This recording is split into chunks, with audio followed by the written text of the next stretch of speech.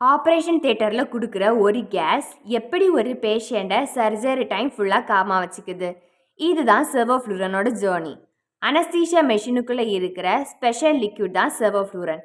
பார்க்க இது ஒரு நார்மல் லிக்விட் மாதிரி இருக்கும். ஆனால் அனஸ்தீஷியா மெஷின் இதை ஒரு ஃபைன் வேப்பராக கன்வெர்ட் பண்ணும். பேஷண்ட் மாஸ்க் மூலமாக அதை ப்ரீத் பண்ணும்போது செவோவோட ஜேர்னி ஸ்டார்ட் ஆகும். ஃபஸ்ட்டு அது லங்ஸுக்கு போகும். லங்ஸில் இருக்கிற டைனி ஏர் சாக் மூலமாக செவோ பிளட்டுக்குள்ளே என்ட்ராகும்.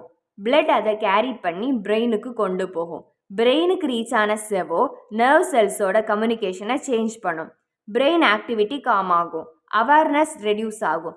பேஷண்ட் ஒரு கண்ட்ரோல்டு அன்கான்ஷியஸ் ஸ்டேட்டுக்கு போகிறாங்க. இது நார்மல் ஸ்லீப் இல்லை. சர்ஜரி நடக்கும்போது பேஷண்ட் பெயின் ஃபீல் பண்ணாமல் இருக்க, பாடி ரிலாக்ஸாக இருக்க அனஸ்தீஷியா ஹெல்ப் பண்ணும். சர்ஜரி முடிஞ்சதும் செவோ ஸ்டாப் பண்ணுவாங்க. அது மோஸ்ட்லி லங்ஸ் மூலமாக வெளியே போகும். பிரெயினில் செவோ லெவல் குறைஞ்சதும் பேஷண்ட் ஸ்லோவாக வேக்கப் ஆவாங்க.